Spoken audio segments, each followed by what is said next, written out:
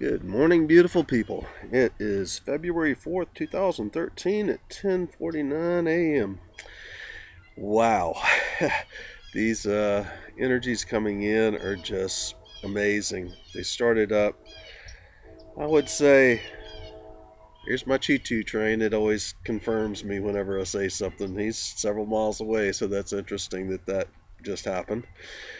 The energies are really amazing, and they started up on the evening of February 2nd, just a couple of days ago. And yesterday they got just super, super intense. I could feel it right about sunset. Something was shifting and changing and expanding and taking us up to a higher light quotient. Um, in some ways, I used to term these as initiations, but now initiations and what I'm experiencing is going so fast, I don't even know if I could call it that anymore. The initiations were when we were back in 3D Earth and in having experiences of our frequencies and light quotient expanding, and it was a process that we went through individually, and right now everything on earth is going through this ascension process as a collective. There are some people having some really, really rough times out there, and there's a lot of persons that are are holding that stance of ego and staying in your head and trying to figure it all out by those things that we've been taught within this lifetime, by standing and holding on to your personality that of all those things. And it's not really personality, it's more of the belief in all those things that you've gained since you were born this time, and staying in the duality and plurality of your head rather than shifting to your heart. And a lot of these persons are really holding on to those degrees and those things, those uh, things that uplift them as an individual personality, rather than shifting to the heart and realize we're all going through this together.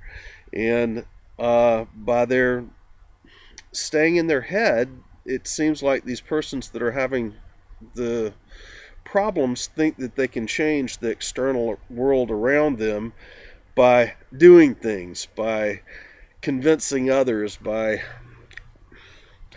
all the old ways of doing things. But anyway, the times come that none of that is really mattering at all, and we are all, everything on this planet is going through this shift. A few weeks ago, I did a video about the shift of ages and the end times, and about my perception of the end times being a reversal of the polarity of the magnetics of Mother Earth, a pole shift. But with that pole shift, rather than the North Pole going to the South Pole and South Pole going to the North Pole, or having the crustal flip, we would actually have the Earth stop and change in reverse direction so that the sun comes up in the west. It would be basically like a DC permanent magnet motor that you have reversed the positive and negative polarities to, which causes it to spin in a reverse direction. Since I made that video, NASA's come out and has posted, and I'm not going to take the time to post all the links to what I'm speaking of today.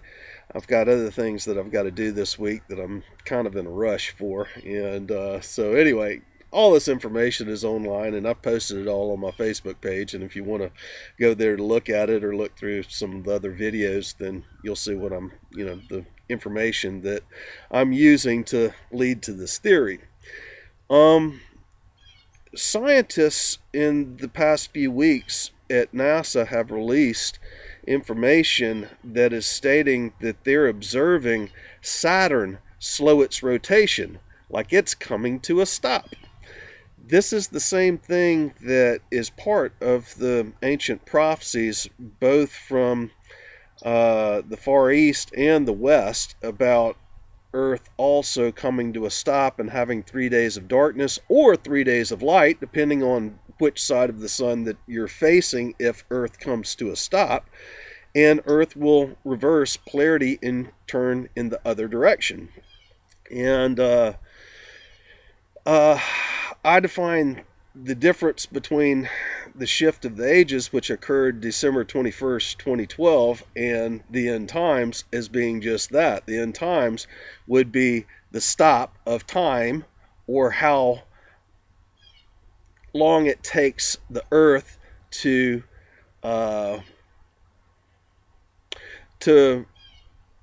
turn for a day, facing the sun in the same position again. And if it reverse polarity and spins in the opposite direction, of course, we're going to have that same concept of time, depending on how quickly the Earth spins around the other direction. Now, anyway, this goes back to several different things that have recently come up that all ties in together. In the past weeks, there has been scientists coming out and saying that the sun cannot be, with the understanding of what's going on with the sun right now, cannot be a giant hydrogen nuclear fusion device that we've thought it was for so long. Yes, there's hydrogen there. Yes, that hydrogen is acquiring more electrons and is turning into helium. But it's only on the exterior where the solar flares are occurring that we actually have radiations being emitted.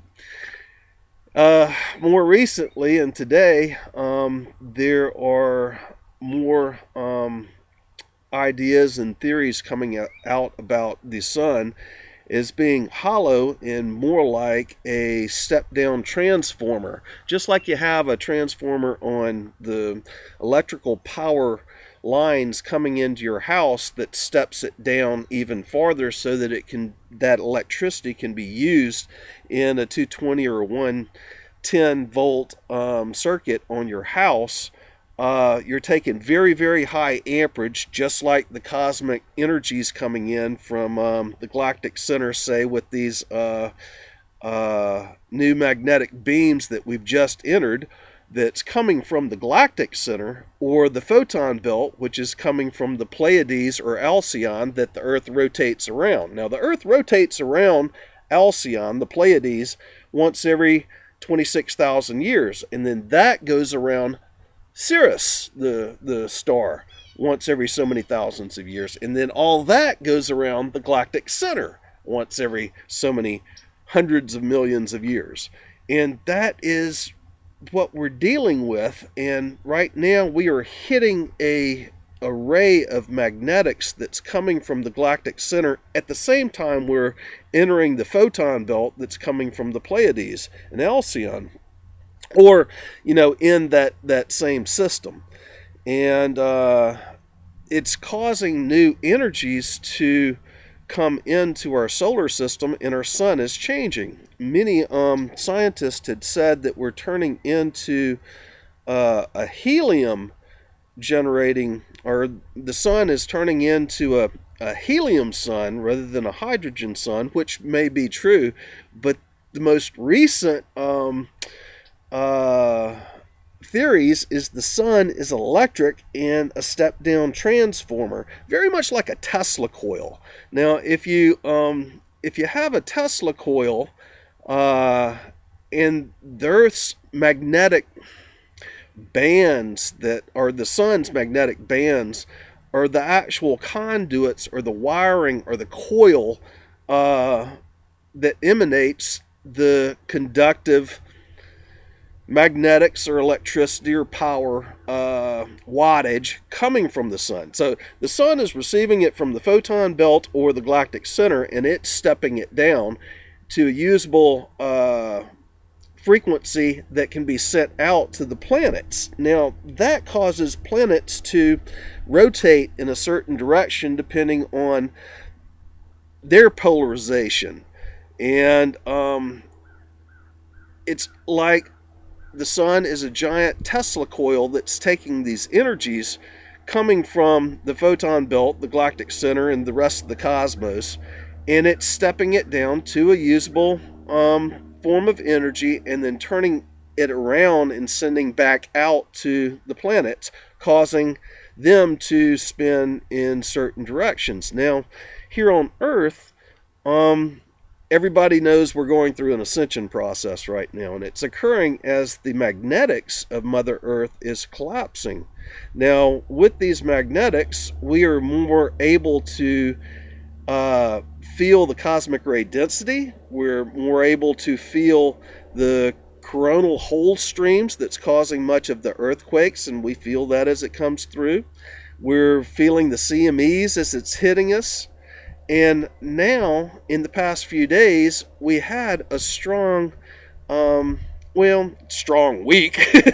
It remained normal. The Earth's magnetic field, which usually shields from the sun those rays coming in and protects it. And it was 11:11 as I said that. And anyway, that is what's kept us in check from receiving a lot of these solar flares in higher energy before, which is allowing for the expansion of consciousness and the raising of the frequency of everything on the planet now. Now, it's like the sun is a giant Tesla coil, and the Earth's magnetic field used to be a Faraday cage. In the Faraday cage, if you know how that works, they put a Faraday cage around Tesla coils to keep the electrical flow from interfering with other electronics. If you have a giant Tesla coil and you turn that thing on without a Faraday cage around it, then fluorescent light bulbs or other light bulbs miles away, other electronics